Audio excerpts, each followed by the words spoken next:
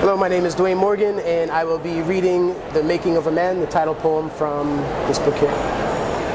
We are all the manifestation of our parents' thoughts and desires, whether we are planned or the result of a one-night stand, and I've never asked the circumstance surrounding my conception, because when you ask the questions, you can't hide from the answers, so I pretend as though I don't want to know. You see, my papa was a rolling stone, and I wonder if I too will follow the same path, if my home will be wherever I lay my hat, and though I try, I can't understand how I'm supposed to take it, but my mom tells me that I'm exactly like my dad, because he brought her love and he left her with pain. Her version of what happened always has other names to be blamed, but you can't always be the victim, and even if you are, at some point you have to recognize the part that you have played in your own victimization, because it can't always be someone else's fault. And I have fought within myself trying to find the best way to help with half of me, hoping that one day she'll be strong and the other half wanting to hold her and tell her to move on, because life moves on whether or not we choose to. And throughout my moving on, I've never had the best of everything, but I've made the best of everything that I had. And my mom would probably kick my butt for coming here and telling you there was a time when our dinner came from the food bank, and I watched how that hurt her pride, as she denied herself to provide for her kids. And it would be a lie if I said that I never cried, because on many nights I did,